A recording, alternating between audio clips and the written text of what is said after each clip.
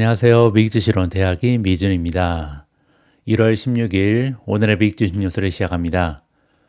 오늘도 변함없이 미국 주식 투자의 정석을 지키고 있는 미준에 오신 것을 환영합니다. 미준 패밀리 여러분들 즐거운 하루 보내고 계신지 모르겠습니다. 여기 제가 미준 멤버십 플랫폼에 올려놓은 캐릭터처럼 미국 증시에 투자하는 투자자 입장에서는 굉장히 기분 좋은 하루가 펼쳐졌습니다. 오늘 방송에서는 긍정적인 뉴스를 여러 개 여러분들과 공유할 수 있을 것 같고요. 개인적으로도 굉장히 반가운 소식이 있어서 여러분들께 전달해 드릴까 합니다. 현 상태라는 아이디를 쓰시는 분께서 댓글을 남겨주셨는데요. 책을 받으신 것 같습니다. 미준의 세 번째 책, 미국 주식 투자의 정석이 원래는 1월 21일 날 배송이 시작될 예정이었는데요. 예정보다 한 일주일 가까이 빨리 배송이 진행되고 있는 것 같습니다. 이번에 펀딩에 참여해 주신 모든 분들 조만간 책을 받으실 것 같습니다. 조금만 더 기다려 주시고요. 그리고 다시 한번 해외 배송 문제 때문에 30%나 되는 미중 구독자분들이 지금 미국, 캐나다 그리고 기타 여러 나라에 거주를 하고 계신데요. 이분들을 위해서는 제가 지금 출판사 측과 굉장히 긴밀하게 협조를 하고 있습니다. 여러분들께서 해외에 계신 분들께서도 미준의 세 번째 책을 구입하실 수 있도록 최선을 다하고 있으니까요. 조만간 자세한 정보를 공유해 드릴 수 있도록 하겠습니다. 자, 그러면 즐거운 마음으로 시작하는 1월 16일 오늘의 미국 주식 뉴스 바로 시작합니다. 자, 그러면 기분 좋게 미국 증시 시황부터 정리하도록 하겠습니다. 가장 먼저 S&P 500 맵을 보시면요. 첫 번째 특징은 대부분의 종목이 상승을 했죠. 드문드문 빨간색이 보이긴 하는데요. 특히 가치주 쪽이 조금 떨어진 종목이 있어 보입니다. 하지만 시장을 구성하는 500대 종목 대부분이 상승 추세를 만들어냈다. 첫 번째 반가운 소식이고요. 그리고 두 번째 소식은요. 대체적으로 녹색이 칙칙하지 않고 굉장히 밝습니다. 그 얘기는요, 급등한 종목이 굉장히 많다는 거죠. 특히 메가테크 기업들이 모여있는 테크주들, 그리고 금융주들이 굉장히 선명한 녹색을 보이고 있다. 반가운 소식을 여러분들께 보여드릴 수가 있겠습니다. 미준 탑픽도 굉장히 좋았는데요. 단 한 종목을 제외하고 모두 급등했습니다. 특히 크레도 테크놀로지는 무려 8.78% 하루 만에 급상승을 했고요. 두 번째로 테슬라가 8.04% 올라갔습니다. B2 역시도 6.57% 올라가면서 마감이 됐고요. 앱 러비니 플러스 4.34, 제타 플러스 4.01, 메타 플러스 3.85, 엔비디아 플러스 3.40, 팔란티어 플러스 3.38, 알파벳 플러스 3.11, 타이완 세미컨덕터 TSMC가 플러스 2.66, 아마존 플러스 2.57, 마이크로소프트 플러스 2.56, 비트코인이 2% 이상 상승하면서 98,870회가 있고요. 브로드컴도 1.47% 상승했습니다. 다만 최근에 추세가 가장 좋았던 비스트라 같은 경우는 약간의 이익 실현 물량이 나오면서 0.79% 소폭으로 하락했습니다. 오늘은 가장 먼저 어제 이렇게 미국 증시 분위기가 좋았던 이유부터 정리를 해드리도록 하겠습니다. 제가 미준 특별 컨텐츠로 겹경사로 급등하는 미국 증시다 이러한 제목의 기사를 작성해 봤는데요. 과연 얼마나 많은 경사가 겹쳤길래 이렇게 미국 증시가 단숨에 반등을 성공시켰는지 이 부분부터 설명을 드리도록 하겠습니다. 수요일 미준 방송에서 두 가지의 잠재적 호재, 즉 CPI, 은행 어닝 이렇게 두 가지에 대해서 말씀드렸고요. 따라서 시장이 바닥을 찍을 가능성이 높다 이러한 전망을 제시해 드렸습니다. 아주 다행히도요. 이렇게 두 가지의 호재가 모두 기대를 저버리지 않고 발생을 했고요. 게다가 우리가 생각지도 않았던 뜻밖의 호재가 겹치면서 수요일 미국 증시는 상승대로 전환됐을 뿐만 아니라 목요일 증시, 즉 오늘도요. 추가 상승을 기대해 볼 만하다 개인적으로 예상을 하고 있습니다. 동시다발적으로 등장한 여러 가지 긍정적인 뉴스를 아래와 같이 정리해 봤습니다.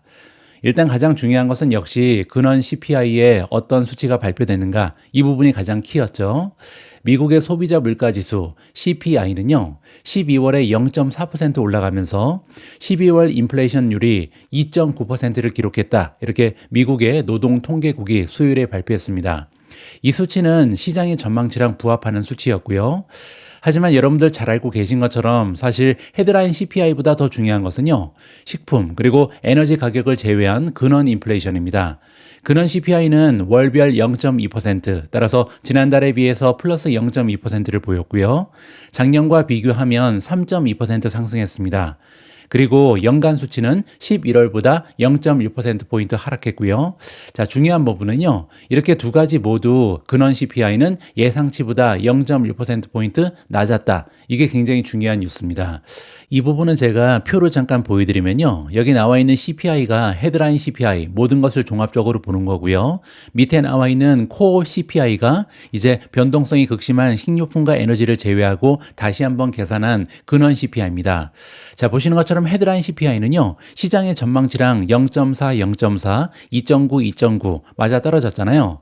그런데 밑에 있는 코어 CPI 같은 경우는 전망치가 0.3이었는데 0.2% 올라가는데 그쳤고, 작년 대비해서도 플러스 3.3%가 전망치였는데 3.2%만 올라가면서 시장에서는 환호성을 질렀다. 이러한 식으로 정리가 가능합니다.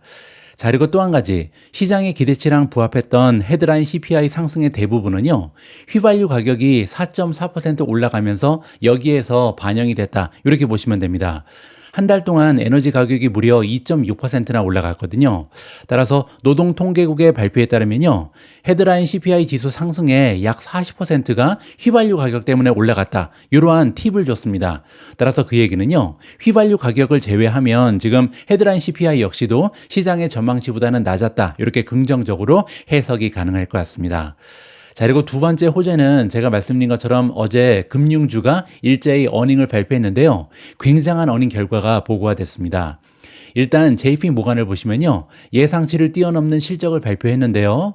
4분기에 엄청난 수익을 올렸습니다. 이 은행의 이익은 전년 대비 50%나 증가한 140억 달러를 보고했고요. 매출은 10% 증가한 437억 4천만 달러를 기록했습니다. 그리고 또 하나, JP 모간의 경영진은요, 자사주 매입을 늘릴 것이다. 이런 희소식도 발표를 했거든요. 따라서 JP 모간의 굉장히 좋은 어닝 실적으로 인해서 금융주 전반적으로 상승을 했고요. 또한 전체적인 미국 증시가 상승 추세를 가속화시키는데 도움이 됐다. 이렇게 보시면 되겠죠. 자, 다음은 골드만삭스인데요. 수익이 약 2배나 증가했습니다. 골드만삭스의 4분기 수익은 예상보다 강한 거래 수익으로 예상치를 상회했고요. 이 은행은 순이익이 전년 동기 대비 약 2배 증가한 41억 1천만 달러, 매출은 23% 증가한 138억 7천만 달러를 기록했다고 밝혔습니다. 그리고 CEO 데이비드 솔로몬은요, 수요일 컨퍼런스 콜에서 이렇게 얘기했습니다. 특히 미국 대상 결과 이후에 기업의 CEO들의 신뢰도가 의미 있는 변화를 보였다. 이 얘기는 뭐냐면요, 기업들이 이제 활발하게 경제 활동을 시작했다. 이렇게 팁을 주는 거거든요. 따라서 다가오는 미래에 미국 경제가 좀 더 좋아질 가능성까지도 우리가 점쳐볼 수가 있을 것 같습니다. 자, 그리고 세 번째, 서프라이즈 긍정적인 소식이 있었는데요. 바로 이스라엘과 하마스 간의 휴전이 합의됐다라는 뜻밖의 호재가 발생을 했거든요. 수요일 이스라엘과 하마스는요, 수십 명의 인질을 석방하고 지난 12개월 동안 수만 명이 사망하고 중동 전역에 혼란을 일으켰던 가자 지구의 전장을 중단하기로 합의했습니다. 트럼프가 미국 대통령으로 취임하기 하루 전인 일요일에 휴전이 시작될 예정이고요. 6주 동안 지속될 것이다. 이렇게 미국의 관리들이 밝혔거든요. 물론 6주 동안 휴전이긴 하지만 이러한 휴전이 장기화될 가능성을 우리가 좀 기대해 볼 수도 있을 것 같습니다. 자, 따라서 정리를 해보면요. 인플레이션 우려로 인해서 산타 랠리가 사라진 연말 연시를 보냈고요. 매주 하락세를 기록했던 연초의 암울한 출발 이후에 드디어 미국 증시 추세 전환을 위한 희소식이 잇따르고 있다. 굉장히 긍정적이죠. 수요일 미국 증시는요, 예상보다 낮은 인플레이션 수치 그리고 국채 수익률 완화에 힘입어서 11월 이후 최고의 하루를 보냈습니다. 그리고 또 하나, 유럽의 스톡스 600 지수 역시도 1.33% 상승했는데요. 사흘 연속 하락세를 끊고 8월 이후 최고 실적을 기록했습니다. 자, 그뿐만이 아니고요. 제가 지내고 있는 영국의 국채 금리는 12월 영국 인플레이션이 2.5%로 하락했다. 이렇게 굉장히 좋은 데이터가 발표된 이후에 급격하게 하락했습니다.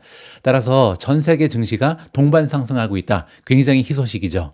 특히 어제 발표된 CPI 수치는요, 일부 시장 참여자들이 걱정했었던 추가 금리 인상을 당분간 배제시켰다. 여기에 커다란 의미가 있다라고 저는 생각합니다. 그 얘기는요, 많은 투자자들이 베어마켓에 대한 공포를 떨쳐버릴 수 있게 됐다. 이렇게 해석이 가능하거든요. 제가 항상 말씀드리지만 미국 증시에 참여하고 있는 투자자 입장에서는요, 단 한 가지만 회피하면 됩니다. 그게 바로 베어마켓이죠.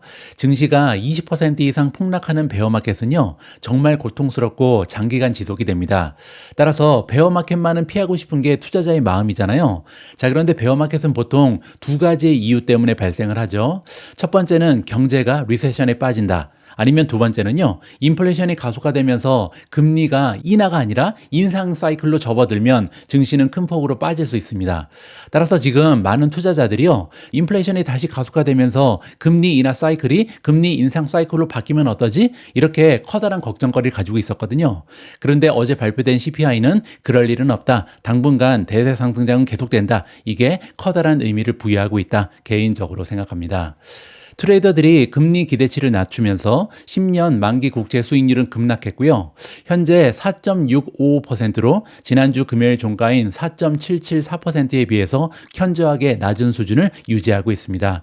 자, 이렇게 금리가 급락하면 당연히 미국 증시는 급등하겠죠. S&P 500 지수는 플러스 1.83, 다우 지수는 플러스 1.65, 나스닥은 무려 2.4%나 급상승을 했습니다. 3대 지수 모두 11월 6일 이후에 가장 좋은 하루를 보냈고요. 자, 게다가 은행들의 호실적 발표도 굉장히 긍정적인데요. 왜냐하면 여기서 하나 우리가 주목할 만한 부분이 있습니다. 은행의 실적은요, 종종 경제의 전반적인 방향을 예측하는 역할을 해왔다. 이 얘기는요, 금융주가 좋으면 나머지 섹터도 좋은 어닝을 발표할 가능성이 높다는 거죠. 기업과 소비자가 더 많은 금융 활동을 할 때 은행의 수익이 증가하거든요. 따라서 그 얘기는 이번 어닝 시즌 동안 기업들의 선전을 기대해 볼 만하다. 나머지 기업들도 모두 좋은 어닝을 발표할 가능성이 높다. 이렇게 긍정적으로 해석을 해드리겠습니다. 자, 그리고 시장의 공포지수는 16.12까지 하락하면서 다시 200일 이평선 아래까지 하락했습니다.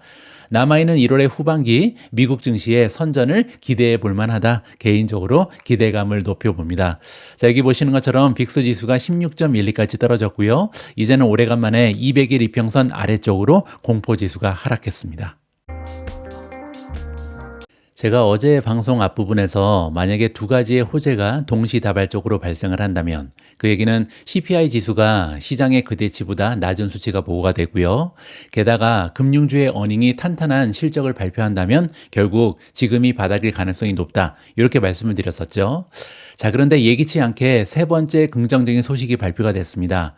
이스라엘과 하마스가 휴전을 한다, 협상을 완료했다, 이렇게 긍정적인 뉴스가 보고가 됐잖아요. 자, 그래서 오늘 역시도 계속해서 이러한 추세는 이어질 가능성이 높아졌습니다. 자, 그런데 게다가 3시간 전에 굉장한 뉴스 하나가 보고가 됐는데요. 바로 TSMC의 어닝 결과입니다. TSMC의 어닝 결과는 굉장히 중요합니다. 왜냐하면 인공지능 수혜주들의 결과를 미리 반영할 수 있는 굉장히 소중한 정보거든요. TSMC의 어닝이 좋다면 결국 그 얘기는요, 나머지 반도체 종목들도 굉장히 좋은 어닝 실적을 발표할 가능성이 높아집니다. 자, 따라서 TSMC의 어닝 결과에 굉장히 많은 투자자들의 관심이 집중됐는데요. 보시는 것처럼 4분기의 EPS는 시장의 전망치를 넘어섰고요. 매출은 무려 37%나 작년 대비 성장했습니다. 따라서 TSMC의 어닝 결과를 자세하게 한번 분석해 볼 필요가 있겠죠. 자, 여기 보시면 차트 6개로 제가 TSMC의 대박 어닝 하이라이트를 정리해 놨거든요. 하나하나 자세하게 설명을 드려볼까 합니다. 자, 일단 첫 번째로 TSMC의 2024년 4분기 손익계산서를 보고 계신데요. 여기에서는 딱 세 가지만 보시면 됩니다. 자, 일단 매출의 성장률인데요. 미국 달러 기준으로는 플러스 37%, 그리고 대만 달러 기준으로는 무려 38.8%나 작년 대비 매출이 성장을 했습니다. 뭐 최근에 엔비디아 같은 종목 때문에 37% 올라간 게 뭐 엄청난 건 아닌 것 같은데요. 사실 37% 작년 대비 성장했다는 것은 정말 미친 성장률이다. 이렇게 우리가 이해하는 것이 맞습니다. 자, 두 번째로 총이익 마진을 보시면요. 59.0%를 찍었는데요. 그 얘기는 전년 동기 대비해서 무려 6.0%포인트 상승한 수치입니다. 자, 예전에도 자주 설명을 드렸는데요. 이렇게 한 기업의 총이익 마진이 6%포인트나 상승하게 되면 뭔가 커다란 변화가 있었다는 것을 의미합니다. 뭐 첫 번째 변화는 revenue mix, 이거는 매출의 기여도가 달라졌다. 뭐 이러한 기대를 해볼 수가 있는 거고요. 아니면 신제품이 발표될 가능성이 높죠. 따라서 둘 중에 하나가 있었겠구나. 우리가 짐작을 해볼 수가 있겠습니다. 자, 세 번째로 영업이익 마진을 보시면요. 49.0%입니다. 정말 엄청난 마진이죠. 100만 원을 벌면 거기에서 영업이익이 49만 원이 남는 거거든요. 그리고 이 수치는 전년 동기 대비해서 7.4%포인트나 급상승을 했습니다. 굉장한 모습을 TSMC가 발표했다. 이렇게 보시면 되고요. 자, 이번에는 1년을 전체로 보겠습니다. 2024년 연간 손익 계산서인데요. 일단 매출 성장률을 보시면 작년 대비 미국 달러 기준으로 30.0% 올라갔고요. 대만 달러 기준으로 하면 33.9%나 올라갔습니다. 자, 이렇게 대만 달러 기준 했을 때 조금 더 높은 수치를 보이는 이유는 지금 미국 달러가 너무나 높게 형성이 되어 있기 때문이죠. 달러 강세 때문에 약간의 손해를 본다. 이렇게 보시면 되고요. EPS 성장률은 무려 39.9%입니다. 자, 그리고 세 번째, 영업현금 흐름 성장률은 47.0%고요. 게다가 잉여현금 흐름은 성장률이 거의 200%를 찍었습니다. 따라서 1년간 만들어낸 현금 흐름이 이렇게 3배 정도 올라갔다. 이렇게 우리가 엄청난 소식을 접해볼 수가 있는 거죠. 자, 마지막으로 ROE입니다. ROE라는 것은 Return on Equity죠. 내가 가지고 있는 자기 자본을 이용을 해서 얼마나 많은 순이익을 만들었는가. 30.3%거든요.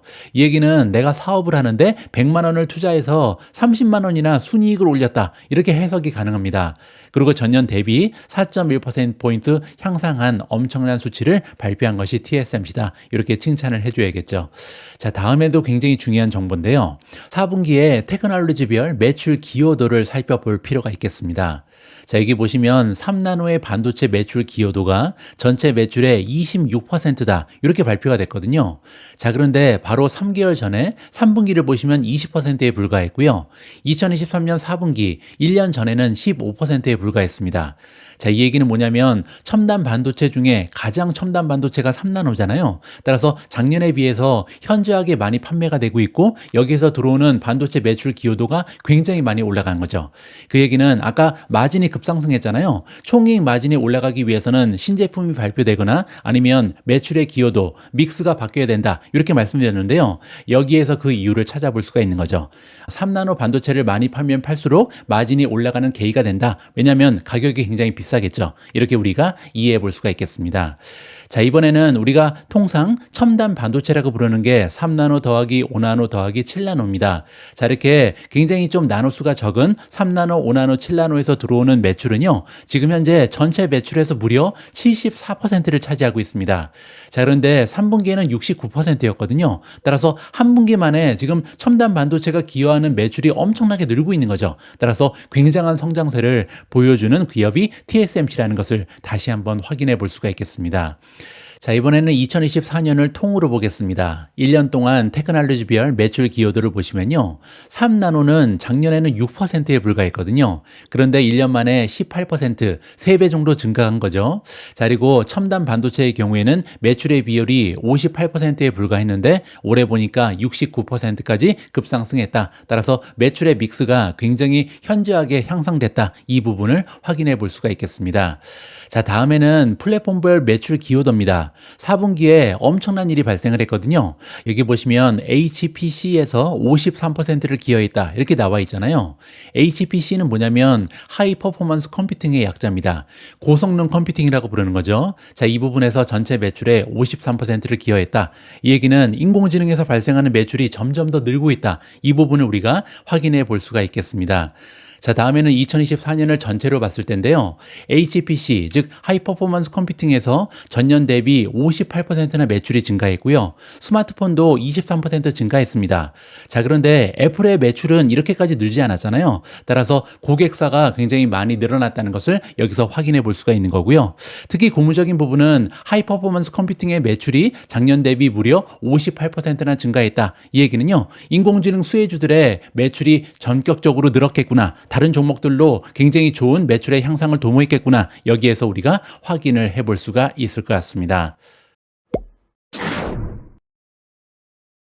방송 앞부분에서 제가 지금 겹경사가 겹치면서 미국 증시의 추세가 전환됐고요. 단기적으로는 아마도 바닥을 찍었을 가능성이 높다. 이렇게 말씀드렸습니다.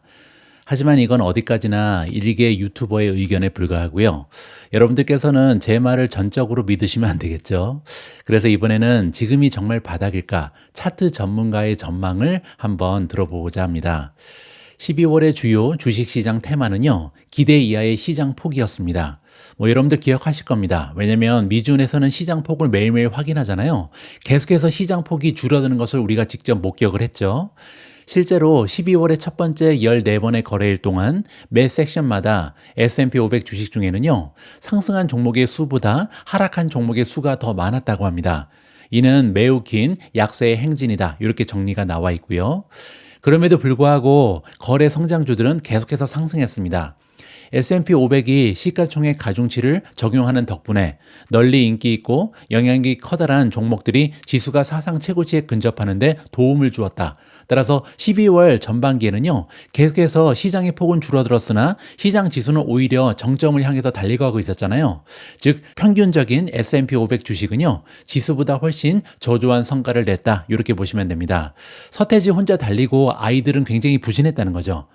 결과적으로 인베스코 S&P 500 동일 가중 ETF가 있는데요. 티커 네임은 RSP입니다. 여러분들 기억하실 겁니다. SPY는 S&P 500을 추종하고요. RSP라는 ETF는요.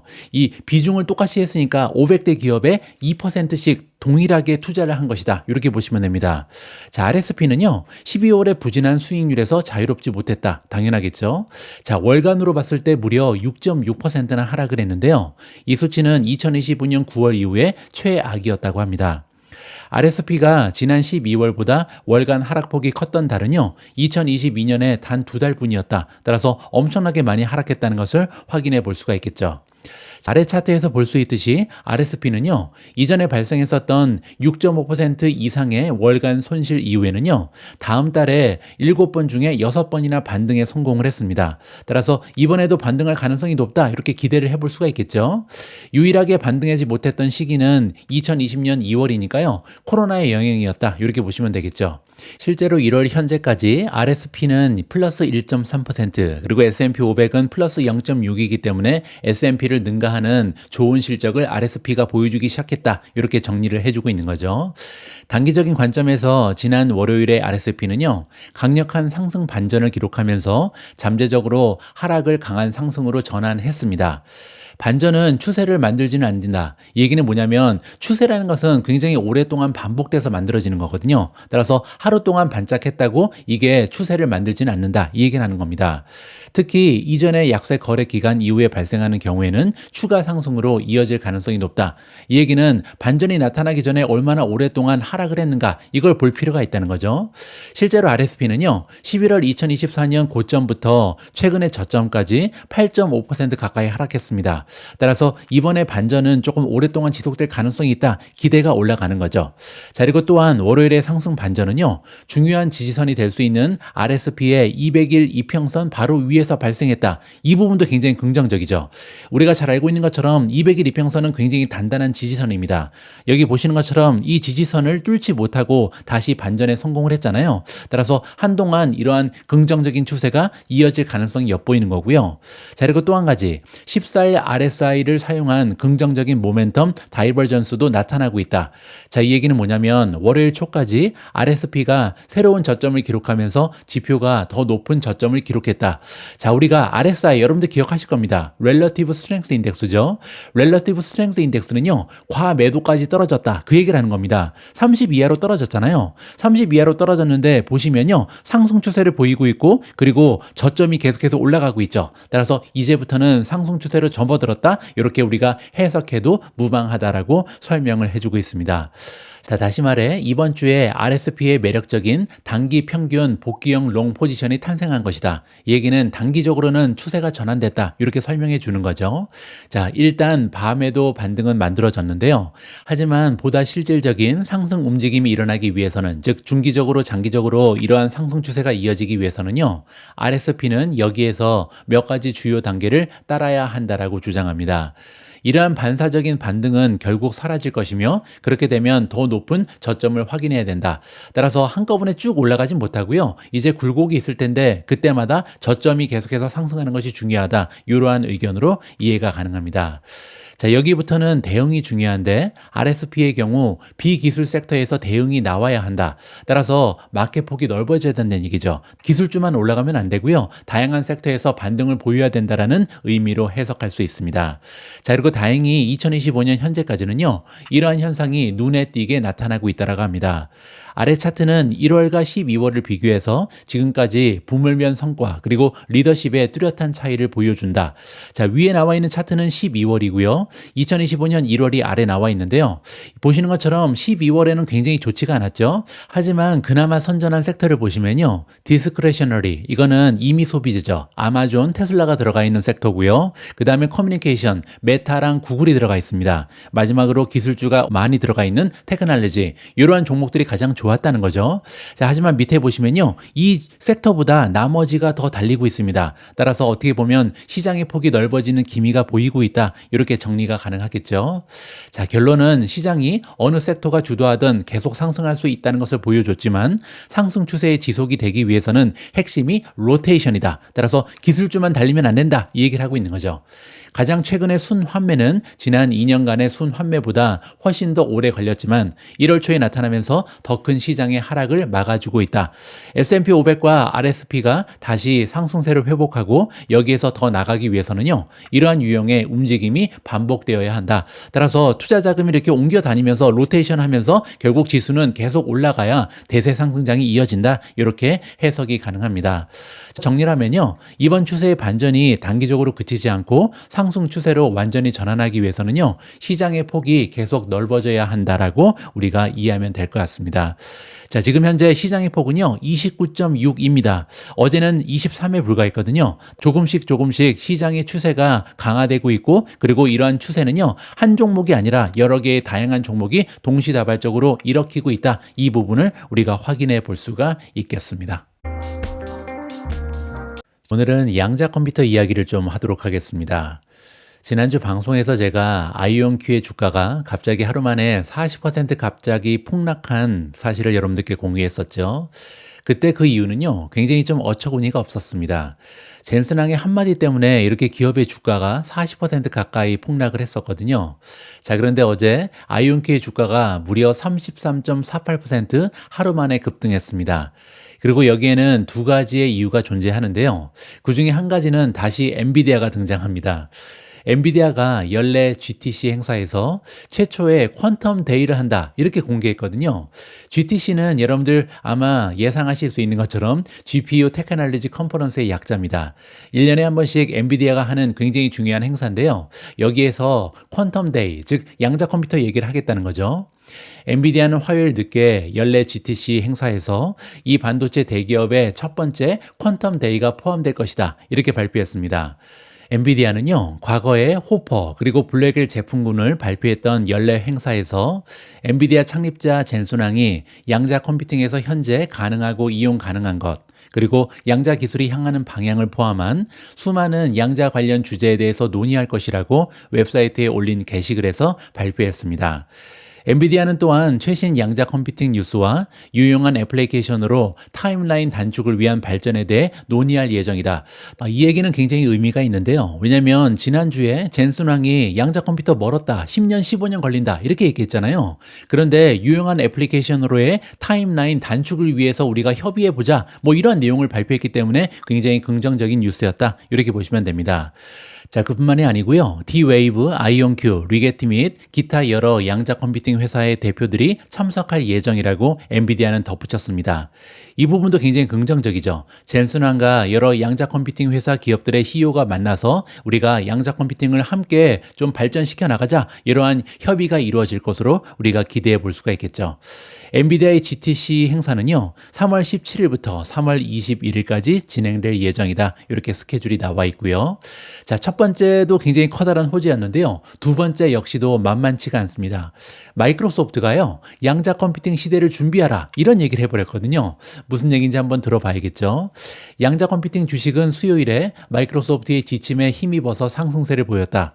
마이크로소프트는요, 기업들에게 2025년에 양자 준비를 촉구했고요. 때마침 12월 근원 인플레이션이 예상보다 약하게 나온 이후에 투자자들이 위험자산 선호 거래로 돌아섰기 때문에 이렇게 양자 컴퓨팅 기업들이 동시다발적으로 폭등했다. 이렇게 보시면 됩니다. 마이크로소프트의 전략적 미션 및 기술 부분 사장 겸 최고 운영 책임자인 미트라 아지라드가 나오는데요. 우리는 신뢰할 수 있는 양자 컴퓨팅 시대의 도래를 눈앞에 두고 있다. 이렇게 얘기했습니다. 그리고 우리는 양자 컴퓨터가 의미 있는 문제를 해결하고요. 새로운 비즈니스의 가치를 포착하는 것을 목전에 두고 있다. 따라서 뭐 10년, 15년 이렇게 기다리는 게 아니라 목전에 두고 있다. 금방 될 것이다. 이런 얘기를 한 거죠. 마이크로소프트의 발언은요, 양자 컴퓨팅의 관련 종목들의 주가를 끌어올리는 데 도움이 됐고요. 리게티의 주가는 수요일 25% 이상, D-웨이브 퀀텀은 24%, 그리고 아이온큐는 36% 이상 상승 추세를 만들어냈습니다. 이건 이제 종가는 아니고요. 자, 그리고 이러한 랠리는 또한 화요일에 엔비디아가 3월에 열리는 GTC 컨퍼런스에서 퀀텀 데이를 개최하겠다고 발표한 이후에 그 상승세가 더해졌다. 이렇게 보시면 됩니다. 마이크로소프트는요, 기업이 양자 컴퓨팅 시대의 도래에 대비할 수 있도록 지원하는 프로그램 또한 발표를 했는데요. 미트라 아지라드에 따르면 지금이 비즈니스 리더들이 행동해야 할 중요하고 촉매가 되는 시기다. 그리고 내년까지 양자 연구 및 개발이 빠르게 가속화될 수 있도록 기대하고 있다. 자, 따라서 양자 컴퓨팅이 이제 아주 먼 미래가 아니라요, 지금부터, 올해부터, 그리고 내년까지 계속 준비해야 된다. 이런 얘기를 한 거죠. 따라서 굉장히 굵직굵직한 엔비디아 그리고 마이크로소프트에서 연달아 긍정적인 소식이 전달되면서 양자 컴퓨팅 종목들이 급등하는 계기가 됐다. 이렇게 보시면 됩니다. 자, 저희 개인적인 의견을 좀 피력하고 싶은데요. 왜냐하면 상당히 많은 분들께서 왜 미주님은 양자 컴퓨팅 종목 투자 안 하냐 이런 질문을 자주 하시거든요. 개인적으로 세상을 바꿀 수 있는 새로운 개념의 테크놀로지 혹은 혁신이 등장했을 때 딴 세상 일이라고 치부하지 않고요. 이런 관련 기업들에 대해서 리서치하고 수혜 주식에 투자하는 행위는요, 저는 굉장히 바람직하다라고 생각을 합니다. 하지만 다만 신생기업이나 새로운 기술력에 대한 투자는요, 높은 기대 수익률에 걸맞는 엄청나게 커다란 리스크를 동반한다 이렇게 생각하거든요. 따라서 포트폴리오에서 해당 분야나 종목이 차지하는 비중은 실패를 감당할 수 있는 수준에서 자신만의 기준을 만들어서 철저히 관리할 필요가 있다는 것이 저희 개인적인 생각입니다. 여러분들 잘 알고 계신 것처럼 저는 비트코인 관련 종목에 투자를 하고 있는데요. 전체 투자금의 5%에서 10% 정도를 할당해 놓고 지키려고 굉장히 많이 노력을 하거든요. 따라서 비슷한 투자 전략과 철학이 들어가 있는 것이 바로 비트코인의 투자 방식이고요. 제가 만약에 양자 컴퓨터에 투자를 한다면 비슷한 식으로 비트코인에 투자하는 것처럼 약 5%, 많아야 한 10% 정도를 할당하면서 완전히 이 투자가 실패가 되더라도 감당할 수 있는 수준에서만 투자를 진행할 예정이다. 이렇게 저희 계획을 여러분들께 발표해 드릴 수가 있겠습니다. 1월 16일 오늘의 미국 주식 뉴스는 여기까지입니다. 오늘 방송도 여러분들 투자 활동에 작은아마 도움이 됐는지 모르겠습니다. 도움이 됐다면 여러분들의 소중한 좋아요 그리고 댓글도 부탁드립니다. 오늘 역시도 미준 AI가 읽어주는 뉴스 하나를 여러분들과 공유하면서 마무리하도록 하겠습니다. 어제 발표된 CPI 보고서에 대해서 시장의 전문가들 월간은 어떤 반응을 보이는지 자세하게 기사를 통해서 살펴볼 텐데요. 자, 이러한 기사를 제가 아니라 AI가 읽어드리는 이유는요, 제가 좀 시간을 절약하면서 쉽게 방송을 진행하기 위해서입니다. 최근 들어서 체력이 좀 딸려서요, 방송 하나하나가 진행하는 게 상당히 어려움을 느끼고 있거든요. 따라서 앞으로도 5년, 10년 계속해서 방송하기 위해서는 조금 체력을 안배하면서 방송 진행을 하겠다, 이러한 의지가 담겨 있다는 것을 여러분들께 아울러서 알려드리고 싶습니다. 우리 모두가 미국 주식 투자를 은퇴하는 그날까지 다 함께 화이팅입니다. 행복한 하루 되세요. 감사합니다.